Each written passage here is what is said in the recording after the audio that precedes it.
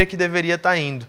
Então, quando a gente olha para a queda, a gente vê que ali houve, de fato, um erro grave do alvo, onde os homens acreditaram que qualquer outra coisa poderiam substituir a vontade e a presença de Deus na vida deles. E a gente já falou disso, eu não vou me repetir, mas eu estou querendo lembrar, para a gente não perder esse fio dessa história. E a história avança, o pecado aumenta, vem Noé, Abraão, e a gente acabou a aula passada falando da descendência de Abraão, que Deus havia prometido, Abraão, Isaac e Jacó, veio José, e a gente acabou a história mais ou menos nessa linha aí. E eu queria convidar você a abrir sua Bíblia em Gênesis capítulo 50, que é exatamente onde se encontra o final dessa história. Né? O final desse drama que, de fato, José vivenciou. Né? José passou por muitos desafios na sua vida. Né?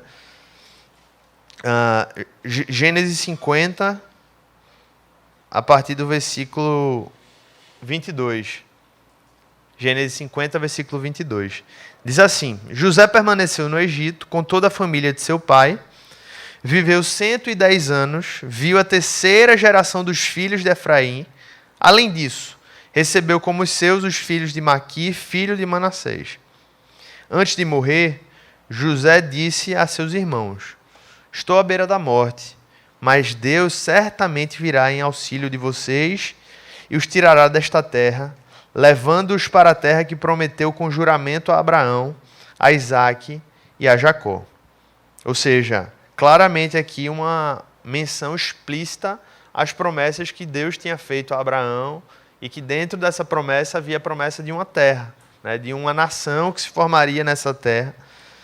E José fez que os filhos de Israel lhe prestassem um juramento, dizendo-lhes: quando Deus intervier em favor de vocês, levem os meus ossos daqui. Morreu José com a idade de 110 anos e depois de embalsamado, foi colocado num sarcófago do Egito. Aquela grande história de José, que provavelmente você conhece. E só um parênteses aqui, é interessante a gente ir falando dessas histórias, porque aqui no auditório tem pessoas que nasceram na igreja e conhecem muito bem essas histórias e estão lembrando, mas tem pessoas que não tiveram a oportunidade de estar na igreja de gente pequena, de estar no departamento infantil, e quando vão ouvindo essas histórias, ficam: poxa, eu não sabia disso, eu nunca tinha ouvido falar da história tão assim, né, de forma tão específica de Noé, de Abraão. Então, eu queria pedir a você que já conhece, que você tenha, de repente, um pouco de paciência, se você já conhece, se você já conta essa história para os seus filhos. Mas o fato é que, além de contar a história, a gente está tentando enxergá-la à luz dessa história maior, que é talvez uma das coisas que nós não fazemos. O que é que normalmente a gente faz quando a gente conta uma história, em muitos casos, aos nossos filhos?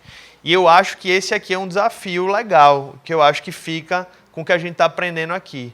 É a gente tentar enxergar todas essas histórias que a gente conta para o filho, para o sobrinho, para a pessoa que a gente às vezes começa a falar ali sobre, né, a Bíblia. É a gente tentar fazer as conexões dessas histórias e mostrar para as crianças desde pequenas que essa é uma grande história.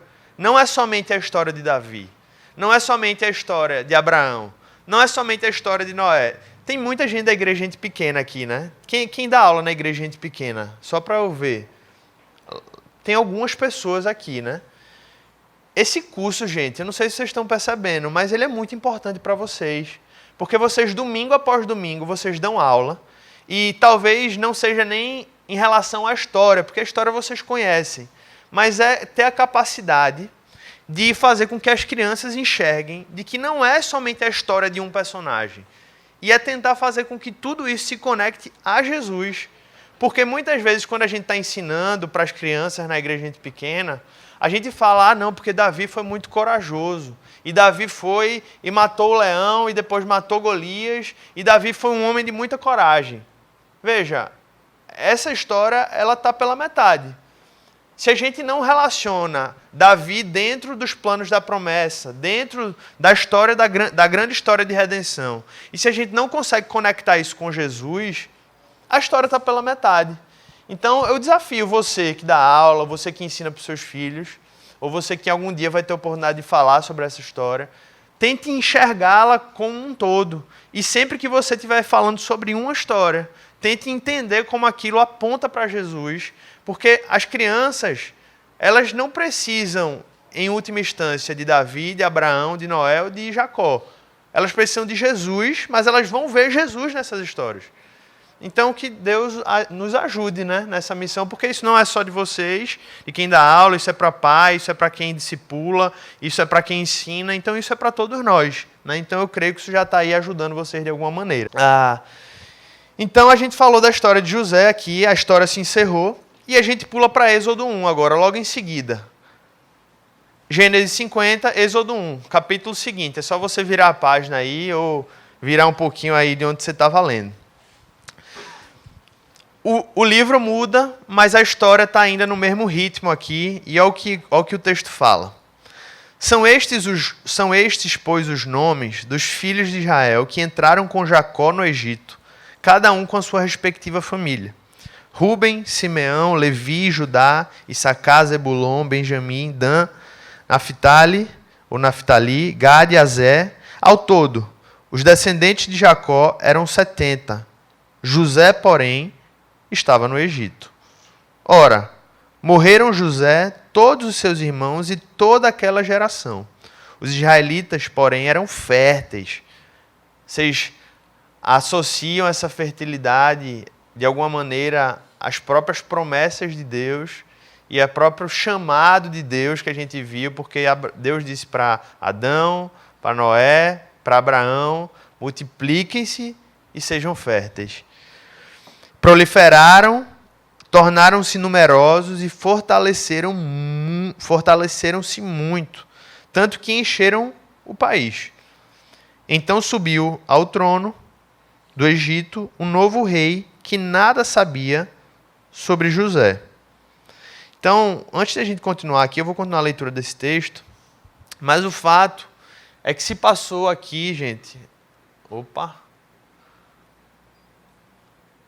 Se passaram aqui 400 anos entre José e Moisés, que a gente vai chegar lá na história.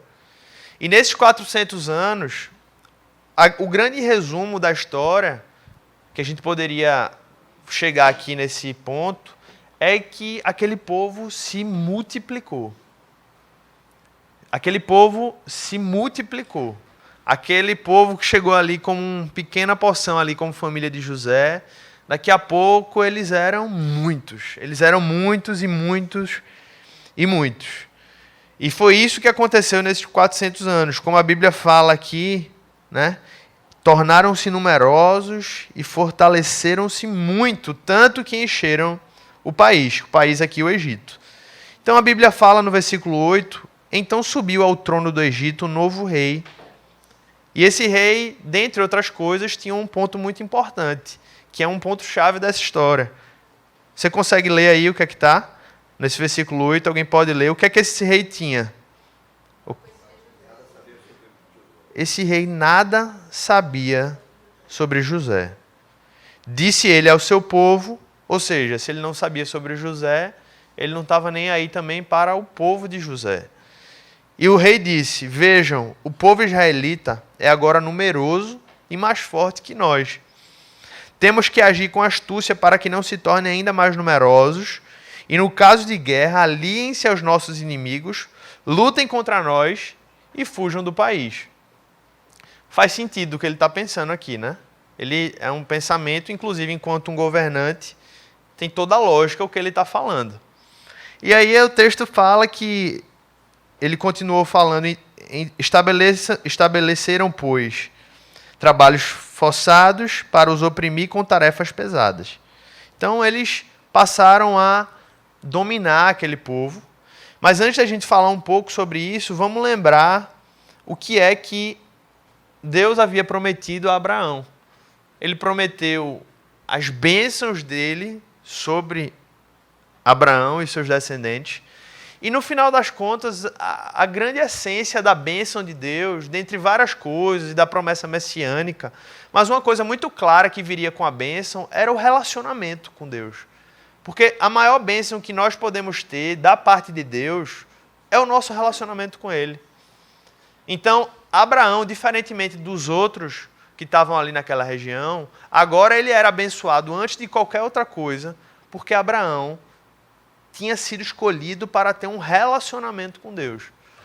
Então, se você acha que o melhor que Deus pode te dar é algum bem, alguma conquista, alguma coisa, você está tendo uma visão errada. Porque a bênção de Deus e a maior essência da bênção de Deus é o relacionamento que Ele nos oferece. E é por isso que a cruz é tão valiosa, porque a cruz é o marco e é o instrumento que Deus usou, através da morte do seu filho, para que o relacionamento fosse restabelecido. Então, o primeiro ponto era a bênção de Deus e que a gente tem que associar isso diretamente ao relacionamento que foi possibilitado entre o Deus Yahvé e Abraão. Segunda coisa, Deus prometeu que transformaria aquela família, que a mãe, por sinal, era estéril, em uma grande nação. Então, isso foi uma promessa muito clara. E, por fim, Deus prometeu uma terra. Deus disse, olha, você vai ter uma terra. Então, esses foram os pontos fundamentais da aliança com Abraão, dentre outras coisas, mas isso aí são os pontos fundamentais que a gente precisa enxergar. Então, a gente olha que, de alguma maneira, aqui a família em uma nação tinha se tornado muito real aqui, porque, de fato, essa promessa já estava, nesse texto que a gente leu, se cumprindo. Aquele povo, que era uma família pequena, agora era um grande e poderoso, melhor dizendo, grande e numeroso povo. Né? Muita gente estava ali naquela região. Então, essa já era uma promessa clara que estava surgindo. Até que surgiu esse tal de novo faraó, Êxodo 1:8. Resultado, escravidão. Foi a alternativa de poderio dele, daquele homem naquele local. E o fato é que a escravidão começou a pesar, né? E de cara parece que essa escravidão ela seria, para quem se enxerga naquele contexto, quando a gente conhece a grande história, fica mais fácil entender o próximo passo. Mas tente se enxergar, esse é o desafio, como alguém que estava dentro, naquele contexto de escravidão. Você era um descendente de Abraão, Isaac, Jacó e José, que tinham as promessas de bênção, de relacionamento, de terra e de um grande povo. Eles olhavam e diziam, na verdade, só se cumpriu um agora, que é até agora, que é a gente ter um grande povo, mas bênção, que é relacionamento com Deus, não estava lá essas coisas, e o fato é que terra, muito menos. Na verdade, a gente está escravizado. Então, veja que o drama ele não para, né? É sempre um grande drama que está acontecendo nessa história. E eles olhavam e diziam, eu não sei, não estou entendendo mais nada. Porque a promessa de Deus era que a gente ia ter um cenário muito diferente. E o que a gente ganhou foi isso. E é em razão disso que eu vou pular um pouco, mas depois vou voltar. Êxodo 2, do 23 ao 25. Eu vou pedir a alguém para fazer a leitura. Se você puder ler bem alto esse texto. Êxodo 2, do 23 ao 25. Isso. 2, do 23 ao 25. Alguém pode fazer essa leitura? Muito tempo depois, morreu o rei do Egito. Os israelitas gemiam e clamavam debaixo da escravidão. E o seu clamor subiu até Deus. Ouviu Deus o lamento deles e lembrou-se da aliança que fizera com Abraão, Isaque e Jacó. Deus olhou para os israelitas e viu a situação deles. Então, claramente aqui essa situação da escravidão foi algo que parecia contrário aos propósitos de Deus, mas foi essa situação que fez o povo clamar pelo Senhor. Que aqui remete claramente aos desafios que a gente tem e como Deus opera em meio ao sofrimento, né? Às vezes a gente tem a tendência de enxergar o sofrimento como algo contrário à vontade de Deus ou oposto ao que Deus pode realizar em nossas vidas. E essa é uma visão também contrária às Escrituras. É uma visão ligada a uma teologia da prosperidade ou triunfalista, porque em toda a Escritura, em nenhum momento a gente encontra respaldo para entender que o sofrimento é necessariamente contrário à vontade de Deus. Na verdade, em todas as histórias, o sofrimento serviu ao propósito de Deus. E isso aqui é confirmado nesse contexto, porque foi o sofrimento da escravidão que fez com que eles clamassem para que Deus agisse, e Deus, em resposta a esse clamor, agiu. Tá? Então, a história continua, e aí vocês lembram, né, o que é isso? Nasceu alguém, né? Quem foi que nasceu? Só que o rei tinha mandado acontecer algo, né, com os filhos. Ele mandou fazer o quê com os filhos dos israelitas? Mandou matar, e as mulheres que cuidavam, né, de Moisés, a mãe disse, não vai deixar matarem Moisés, né? Porque importa obedecer mais a Deus do que aos homens, né? Elas não desobedeceram a autoridade, elas desobedeceram a autoridade porque a autoridade estava desobedecendo a Deus.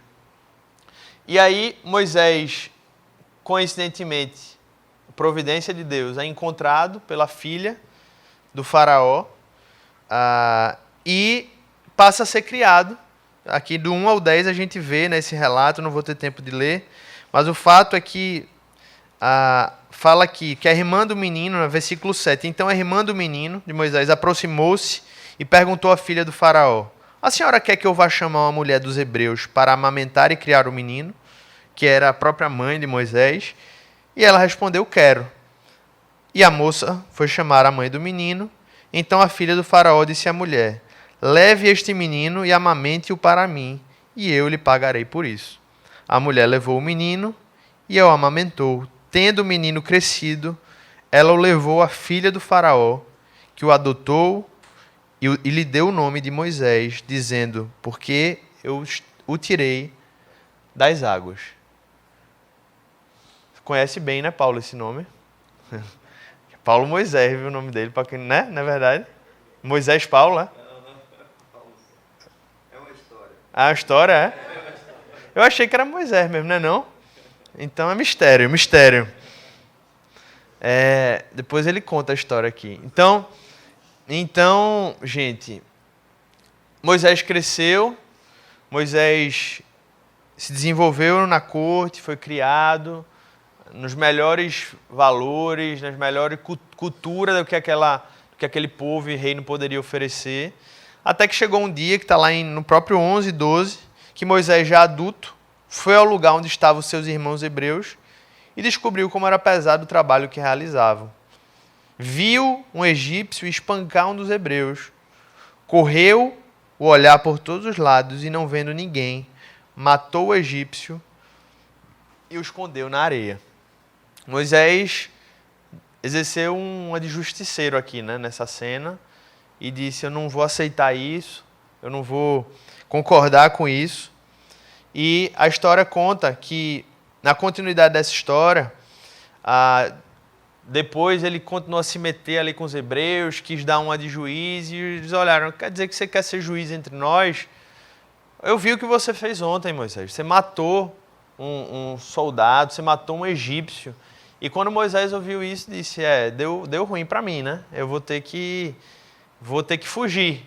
E aí a história diz que Moisés fugiu, né? E nesse contexto, pulando aí já para o 3:11 ao 14, do 1 ao 14, 3 do 1 ao 14, eu não vou ler, mas você pode anotar para ler com calma, é a narrativa onde a gente vê claramente esse primeiro chamado de Deus a Moisés, a sarça ardente, onde Deus ele faz esse primeiro chamado a Moisés, dizendo, né, eu sou o Deus de seu, versículo 6, eu sou o Deus de seu pai, o Deus de Abraão, o Deus de Isaac e o Deus de Jacó. Deus começa a lembrar a Moisés a história, tudo aquilo que a gente viu, e ele fala no 7, tenho visto a opressão sobre o meu povo no Egito, tenho escutado o seu clamor por causa dos seus feitores e sei quanto eles estão sofrendo. Mais uma vez falando aquilo que eu estava dizendo, Deus sabia do sofrimento que aquele povo estava enfrentando. Por isso desci para livrá-los das mãos dos egípcios e tirá-los daqui para uma terra boa e vasta, onde há leite e mel com fartura, a terra dos cananeus, dos hititas, dos amorreus, dos fariseus, heveus e dos jebuseus. Pois agora o clamor dos israelitas chegou a mim e tenho visto como os egípcios os oprimem. Vá, pois, agora. Eu o envio ao faraó para tirar do Egito o meu povo, os israelitas. Depois disso, você imagina, né? Moisés enchendo o peito e seguindo. Só que ele responde a Deus dizendo assim, quem sou eu para apresentar-me ao faraó e tirar os israelitas do Egito? Essa é a grande drama que agora Moisés passa a enfrentar, porque ele dizia primeiro, né? Eu sou aquele que era hebreu e depois fui para aquele povo e morei na corte, depois matei um egípcio e, na verdade, ele talvez se sentia traidor dos dois povos ali, né? Fugitivo, rejeitado pelos dois lados da moeda. E ele fala, quem sou eu para me apresentar diante do faraó? Quem sou eu para viver essa experiência? E aí a história conta, meus irmãos. A gente não tem tempo aqui para falar os detalhes da história, mas a história avançou. Moisés foi, depois de muita relutância, dúvida, para frente e para trás. Moisés vai, enfrenta o faraó. O faraó resiste.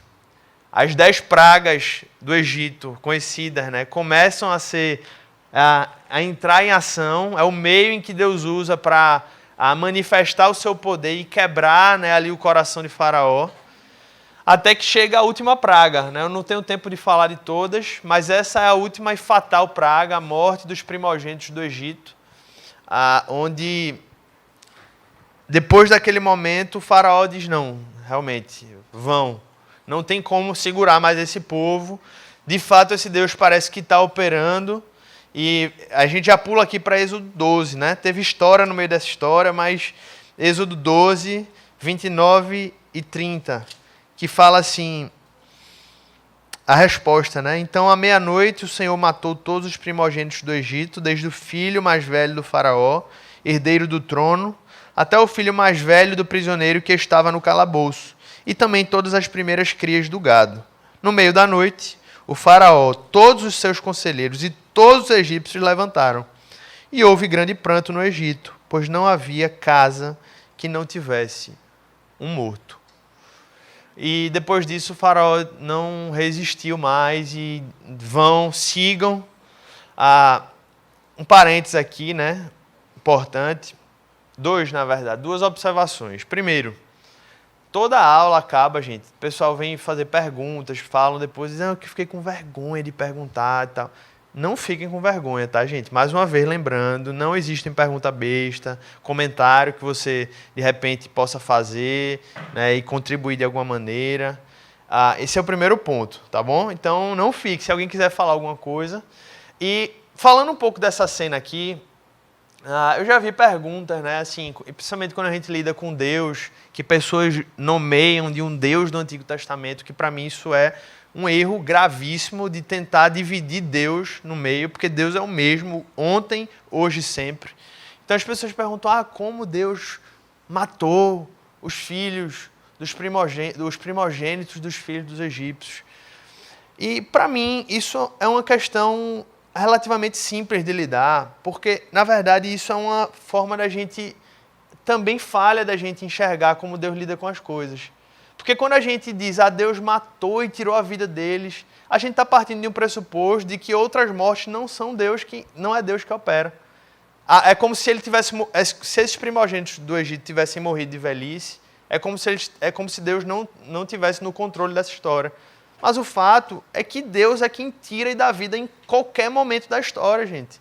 Então, se Deus tirou vida na velhice, ou Deus tirou vida na adolescência, foi Deus que tirou do mesmo jeito. Então isso não muda o caráter de Deus nesse sentido. Isso não muda o agir de Deus. Deus está no controle da história, seja lá em que momento for. Aí você me pergunta, mas explica os detalhes de por que Deus está agindo. Aí eu não sei. Eu não sei explicar os meandros da soberania de Deus e ninguém sabe, ninguém pode ousar falar disso. Mas esse argumento de dizer, porque o Deus do antigo matava nas guerras e tal. Sim, Deus é Deus que tira da vida em qualquer momento. Não, isso não muda. Isso é algo que, para mim, quando eu lidei com conflitos como esse, como é que você enxerga, né? Primeiro que você tem que entender a cultura daquela local, que isso era a coisa mais comum, as guerras faziam parte do contexto daquela região, naquela época, né? Hoje a gente lida de uma outra maneira com a guerra e que bom que Deus nos conduziu dessa maneira. Então, é só para fazer um parênteses, porque se a gente fosse gastar mais tempo nisso, a gente poderia falar uma aula. Mas eu sei que essas perguntas às vezes vêm, né? De você enxergar e ter algumas visões reveladas e dizer, esse não é o Deus que eu acredito. Bem, se esse não é o Deus que você acredita, você também não pode acreditar em Jesus, porque a Bíblia é coesa. A Bíblia é uma grande história que narra várias histórias. E esse é um dos grandes problemas do liberalismo teológico, é que ele separa e fatia a Bíblia, dizendo essa parte eu acredito, essa parte eu não acredito. E no final a pessoa cria sua religião, dizendo e selecionando aquilo que ela quer acreditar. Então isso é um ponto sensível aqui, mas na nossa era atual, pós-moderna, é um ponto muito relevante. Talvez não aqui em nossa comunidade, talvez algumas pessoas tenham dúvidas com isso, mas isso é uma das coisas que tem destruído a fé cristã aí fora, é essa percepção de que eu seleciono, eu escolho na Bíblia o que eu acho que faz sentido, ou o que é bom para mim. E, enfim, daria para a gente falar muito sobre isso, mas, por exemplo, vamos falar ainda de questões aqui que surgem dúvidas, né? Por exemplo, travou aí, Tiago, se puder passar um slide, não sei se foi aqui o passador. As 10 pragas, gente. Vocês já ouviram falar naquela discussão de pessoas que falam que existem explicações científicas para as 10 pragas? Deixa eu tentar passar aqui. Pronto. Já ouviram falar, tem documentários do Discovery Channel, do Story Channel, que falam, né, que uma coisa trouxe atrás da outra e tal. Só a título de curiosidade aqui, que o livro até fala disso, e ele gasta 2 páginas explicando como cada evento pode ter desencadeado o outro. E eu, particularmente, não vejo nenhum problema em tentar buscar explicações, vamos dizer assim, científicas para aqueles eventos terem se sucedido. Nenhum. O problema só que a gente precisa não incorrer é não cair no risco de acreditar, de ter uma visão naturalista daquilo, como se aquilo foi somente um acidente de coisas que foram decorrendo e que desencadearam em algo e que dali Moisés, quando escreveu, ou o escritor, né, daquele livro, naquele contexto, disse não, pegou aquela história e adaptou a história bíblica. Não. Eu posso até tentar encontrar explicações, mas eu continuo crendo que Deus operou em meio àquela situação, cada detalhe daquilo. É porque às vezes a gente tem uma ideia de que a gente não acredita que muitas vezes Deus pode usar o natural para executar os seus propósitos. Eu creio no sobrenatural, creio de todo o coração, não creio que Deus está preso ao natural. Eu creio que Deus pode trazer uma cura em situações que o natural, que a medicina, que as hipóteses testáveis e comprováveis diriam que não era possível. Mas eu também creio que Deus pode usar o natural para que os seus desígnios sejam cumpridos. Então não vejo essa disputa que muitas vezes os cientistas usam. Deus tem uma explicação científica para aquilo, então Deus não fez. Não faz sentido isso. Aquela situação e ter usado da própria natureza, que foi ele que criou, que é por isso importante a gente entender a criação, para realizar os seus propósitos. Então essa frase aqui, ela é muito importante para a gente entender isso que eu estou falando. Em uma cosmovisão biblicamente orientada e holística é completa, não deixa espaços de tipo assim, Deus faz uma coisa e Deus não faz outra. É completa, ela é integral.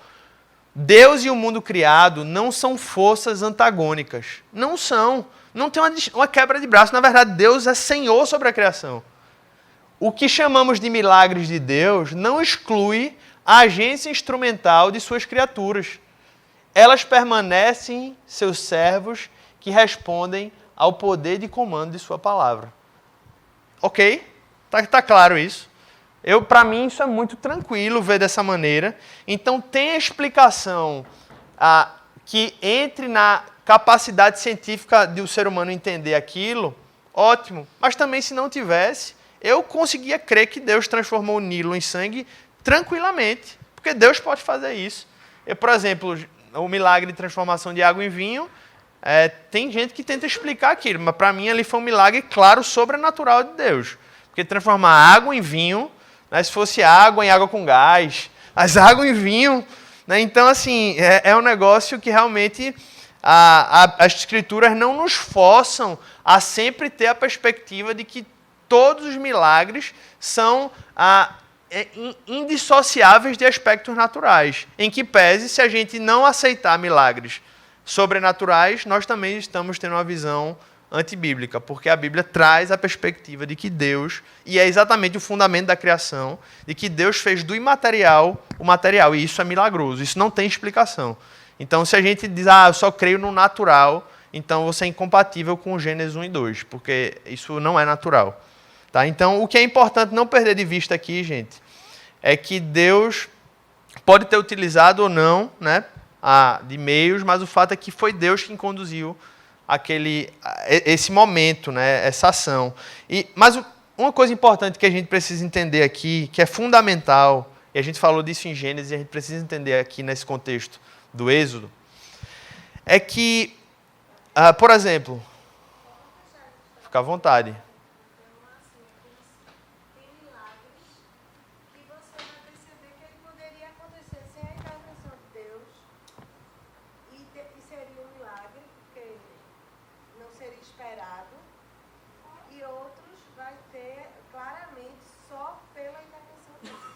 Por exemplo, o medicamento, por exemplo.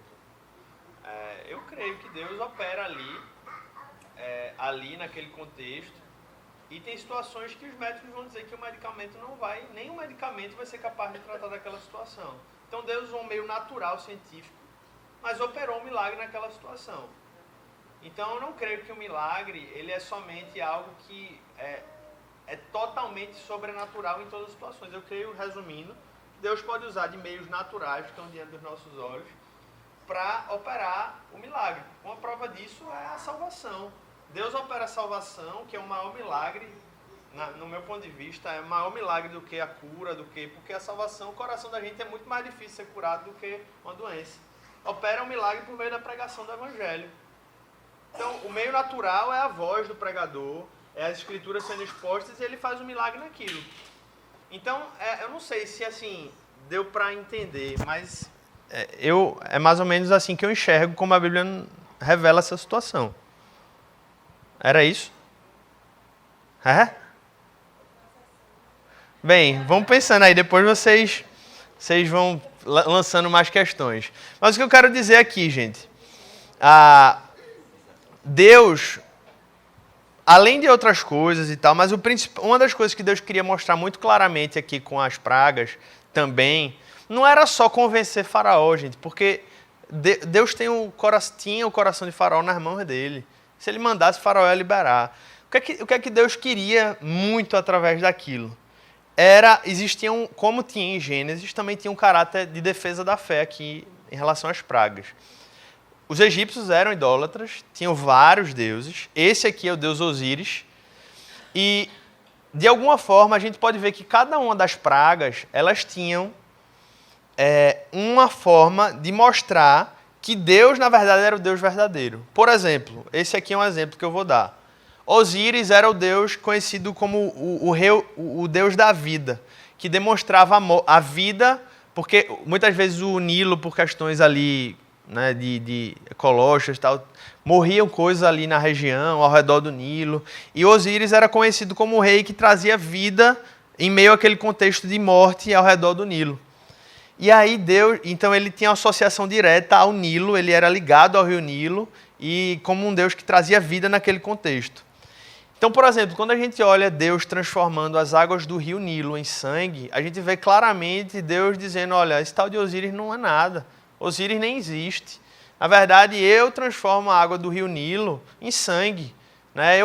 De alguma forma, eu matei Osíris, né? em última instância, dessa maneira. Então, talvez não seja possível relacionar cada praga a um confronto direto específico com um Deus reinante no Egito, mas o fato é que as batalhas entre Yahvé, né, o Deus bíblico, e o faraó, só elas são suficientes para mostrar esse caráter apologético, porque faraó era um Deus também. Então, no final das contas, ele era associado ao Deus Sol e tal, ele era visto como um Deus no Egito. Então, só o fato de estar havendo esse debate entre Deus e Faraó, e no final Deus vencê-lo, era uma forma de Deus estar dizendo assim, não só para o povo dele, mas para todos os povos ao redor, que Deus o Deus Yahvé é o verdadeiro Deus.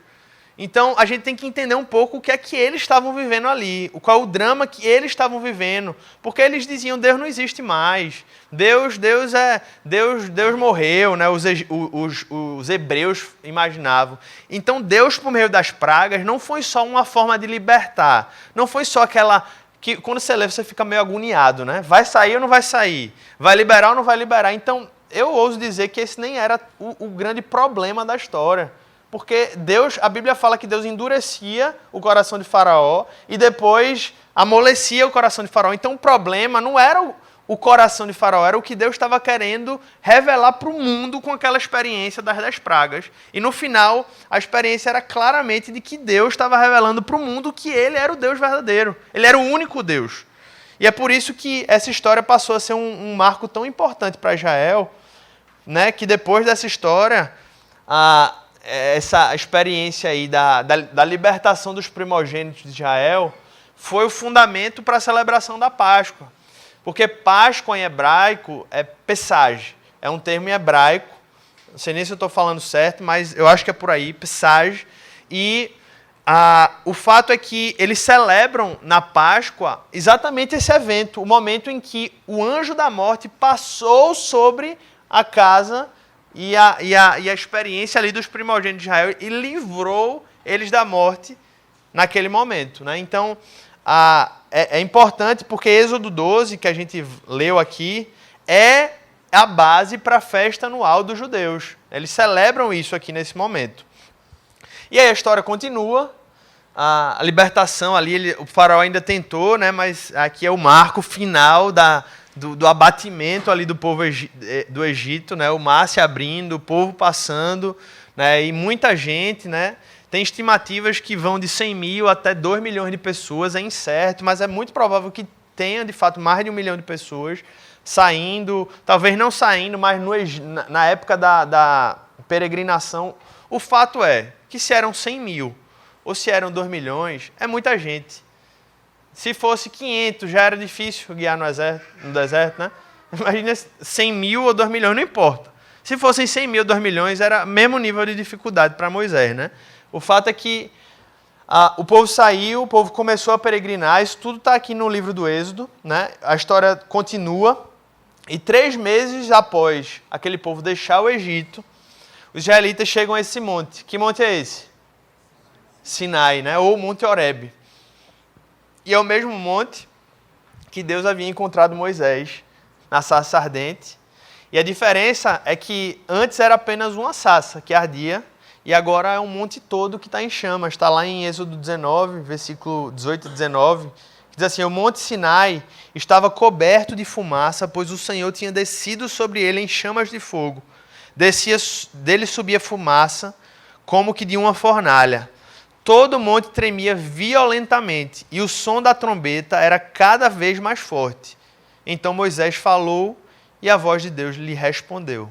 A experiência aqui, essa mudança de uma sarça ardente para um monte ardente, claramente traz essa ideia de que Deus, que havia chamado um homem, agora estava chamando uma nação, né? Estava chamando um povo para aquela experiência. E essa frase aqui é importante, diz assim: a história de Israel daqui em diante é somente um comentário sobre o grau de fidelidade com que Israel correspondeu à vocação recebida no Sinai. O Antigo Testamento narra a história da fidelidade e infidelidade desse povo. Esse aqui é um marco, gente. Esse aqui é um marco na história de Israel, porque a gente começou com Adão, Noé, Abraão. Só que até Abraão as coisas não estavam bem, né? Era Abraão, era a família de Abraão. Aqui não era mais só Abraão, aqui era o povo de Israel. É a primeira vez que a gente vê o povo em uma experiência comunitária e tendo esse contato com Deus, porque até então o povo estava escravizado, o povo havia esquecido de Deus em muitas situações, e aqui a gente vê o povo em comunidade, já enfrentando as suas lutas e seus problemas, que já estavam há 3 meses no deserto, então já tinha tempo para ter um bocado de problema, né? E aqui tendo essa experiência viva, real, de Deus na frente daquele povo, né? Não havia dúvida. Então é de fato aqui a experiência da aliança de Deus com Israel no Monte Sinai. Êxodo 19, do 3 ao 7, né? Voltando um pouquinho aí no capítulo 19, Se você puder abrir a Bíblia aí no Êxodo 19, do 3 ao 7. Eu vou pedir a ajuda de algum irmão ou irmã aí para ler, bem alto. Quem pode ler? Faz um gesto assim. Quem pode fazer essa leitura? Luciene, por favor, minha irmã. 3 ao 7. Logo Moisés subiu o monte para encontrar-se com Deus. E o Senhor o chamou do monte, dizendo: diga o seguinte aos descendentes de Jacó e declare aos israelitas: Vocês viram o que fiz ao Egito e como os transportei sobre as asas de águia e os trouxe para junto de mim. Agora, se me obedecerem fielmente e guardarem a minha aliança, vocês serão o meu tesouro pessoal dentre todas as nações. Embora toda a terra seja minha, vocês serão para mim um reino de sacerdotes e uma nação santa. Essas são as palavras que você dirá aos israelitas. Moisés voltou, convocou as autoridades do povo e lhes expôs tudo o que o Senhor havia lhe mandado falar. Ou seja, aqui é um dos cumprimentos daquelas promessas que haviam sido feitas a todos os homens que seguiram Adão, Noé, Abraão. E aqui, de fato, essa aliança ela é oficializada. Deus usa termos, né? Dizendo assim, vocês são o reino de sacerdotes, vocês são nação santa. Deus chama Israel para ser um povo santo, que, em essência, é um povo diferente. Era um povo que as pessoas iriam olhar ao redor, das nações ao redor, e diriam, esse povo é diferente. Por que eles são assim? Era exatamente a ideia de Deus. Deus escolheu um povo para que fosse visto, observado, e que as pessoas olhassem e dissessem, tem algo diferente nesse povo, eu quero entender o que é que está acontecendo. Né? Os israelitas seriam, de fato, santos diferentes se eles vivessem de um modo compatível com a vontade de Deus, com o que Deus estava trazendo. Então, era como se Israel tivesse sendo chamado para ser uma vitrine de Deus, um referencial ao mundo de como está em aliança com esse Deus, muda esse povo. Né? Então, enfim, teria muitas aplicações disso à igreja, mas, enfim, não tem um tempo aqui, a aula está concluindo, mas a gente vê claramente essa relação com 1 Pedro 2,9, né? Você que fala lá do nosso chamado enquanto igreja para ser nação santa, povo escolhido de Deus. Então, nós, de alguma maneira, somos alcançados por isso, porque agora isso, né, por meio de Cristo, agora é um chamado para as nossas vidas. E o fato, gente, é que a atividade cultural, na verdade, a pergunta que surge aqui é... Aquele outro slide era da aula passada. A pergunta que surge aqui diante disso é que aquele povo que recebeu uma lei, porque foi isso que Deus entregou ali no Monte de Sinai, né? Além de se revelar para aquele povo, existem as conhecidas, para deixar aqui logo, 10 mandamentos, que foi uma das grandes experiências vividas ali no Monte Sinai. Êxodo capítulo 20 é o que a gente vê aqui logo em seguida. Então a pergunta que surge diante desse cenário é o que é a lei, então? Né? O que é a lei que se tanto fala? Porque Deus deu a lei a Moisés, que era essa instrução escrita de como aquele povo deveria moldar a sua vida, a fim de que eles pudessem cumprir essa vocação que Deus estava chamando eles para viver, de ser uma nação santa e de ser uma nação que abençoa as outras nações.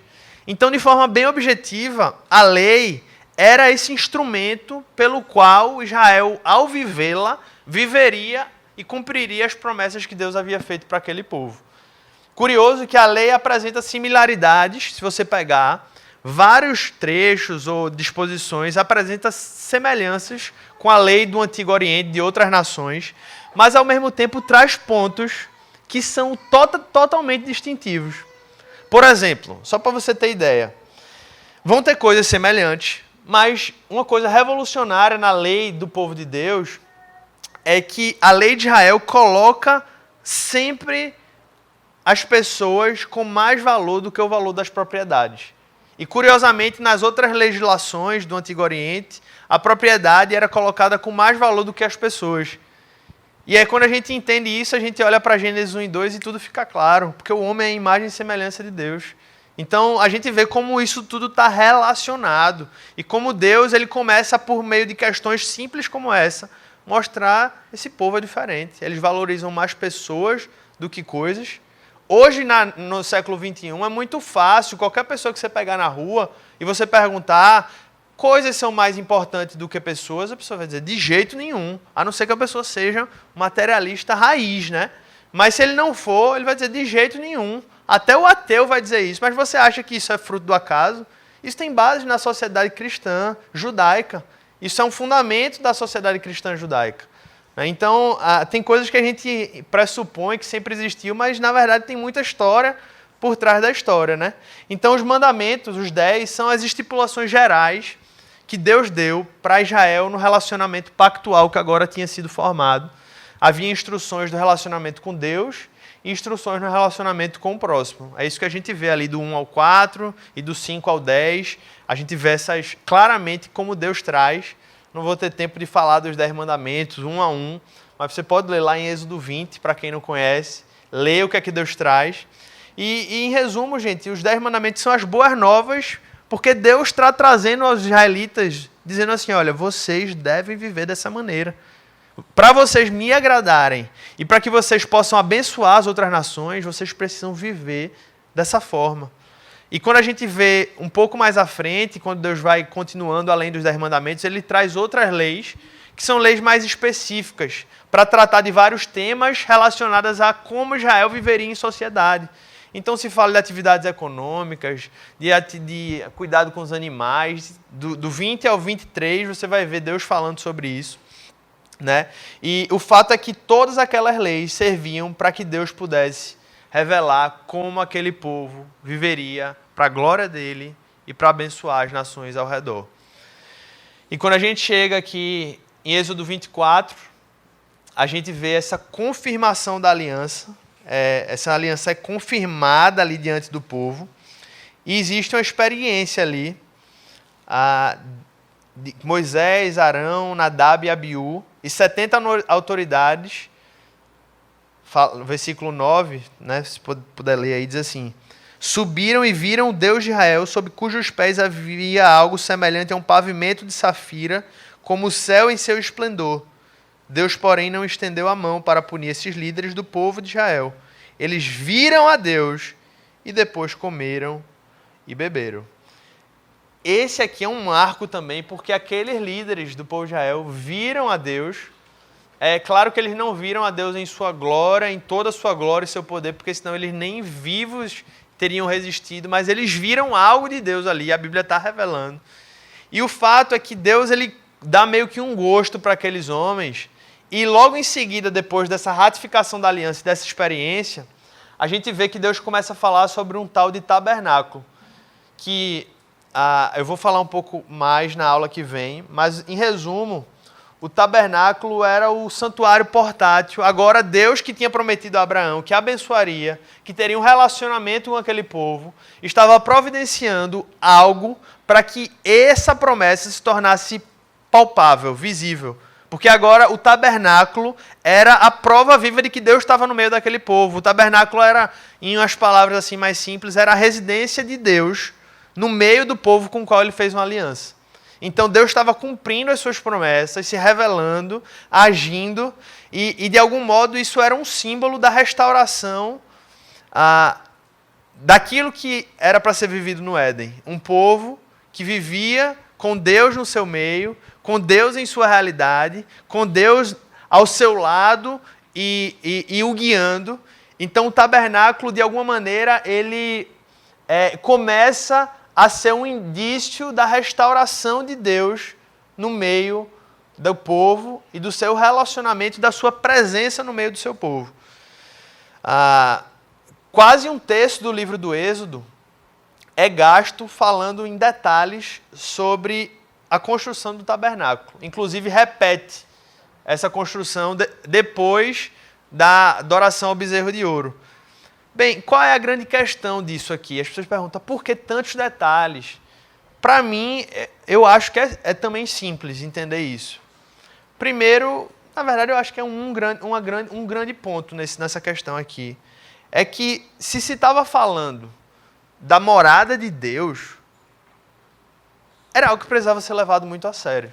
Deus eterno estava vindo habitar de alguma maneira ali inexplicável no mundo e no meio do seu povo. Então, quando as pessoas perguntam por que tantos detalhes sobre a construção do tabernáculo, eu creio que é porque estava falando de Deus.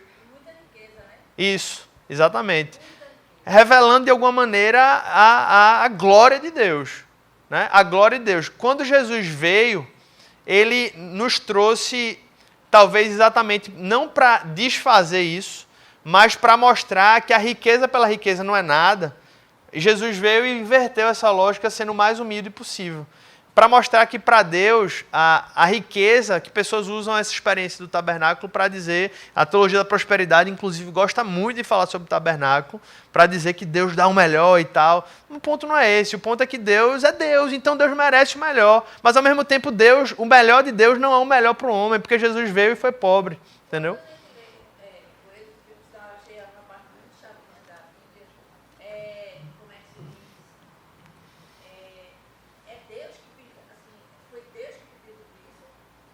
Foi Deus que orientou. Tudo aqui foi orientação de Deus. Tudo aqui foi direção de Deus. E para mim é muito simples enxergar de que Deus estava mostrando quem ele era. Afinal, aquele povo não sabia direito quem era Deus. Então Deus estava dizendo, olha, eu não sou Osíris. Eu não sou o Deus lá daquela região X, Y, Z. Eu sou o Deus Yahvé, o Deus verdadeiro. Então foi uma maneira de Deus ir se revelando àquele povo. E no final das contas era muito claro. E quando a gente olha isso para os nossos dias hoje, também tem aplicações muito claras. Porque Deus não habita mais no tabernáculo nem do templo, mas ele habita em nós, na pessoa do Espírito Santo. E a grande pergunta que eu acho que a gente se faz é: se Deus valorizava tanto o tabernáculo, o templo, por que muitas vezes a gente não lida com a nossa vida, com o nosso corpo dessa maneira, né? E eu não falo isso só da perspectiva espiritual, ou só da perspectiva corporal, que é muitas vezes esse debate, né? A teologia do corpo e tal, mas como a vida como um todo. Porque agora Deus está habitando em nós. Então isso aponta para a importância da era em que a gente vive e da percepção da presença do Espírito Santo em nossas vidas. Eu acho que essa é uma aplicação muito clara para os nossos dias. O senhor vai falar sobre as oferendas do tabernáculo nessa aula? Hoje não, vou concluir agora, mas aula que vem eu ia falar exatamente sobre isso. A ideia era concluir agora, falar sobre Levítico, Números, Deuteronômio, mas pelo visto eu já tinha imaginado que não ia dar tempo, tá? Então eu vou até pegar o gancho aí para concluir. É uma coisinha também que eu não consegui entender. Vamos lá, vamos tentar entender, né? Próxima aula a gente vai falar um pouquinho sobre o tabernáculo, falar sobre Levítico, Números e Deuteronômio. Eu não tenho como explorar muito isso, porque a gente tem muito assunto pela frente, mas eu vou falar na aula que vem qual era a grande ênfase de cada um desses livros, para você lê-lo entendendo o que cada livro traz como foco, tá? Então, próxima aula, e aí eu já peço aqui para explicar para vocês o seguinte, gente. Domingo que vem, nós não vamos ter aula aqui, porque a gente vai ter um encontro com a liderança. Até quem é líder de grupo de vida e ministério, a gente já está avisando aqui de primeira mão. A gente precisou aí ter esse encontro, a gente vai trabalhar umas coisas importantes. E como a gente está tendo mais facilidade de encontrar com os líderes no domingo, a gente vai dar uma suspendida, não vai atrapalhar o calendário, porque a gente já contabilizou, a gente está com a folga.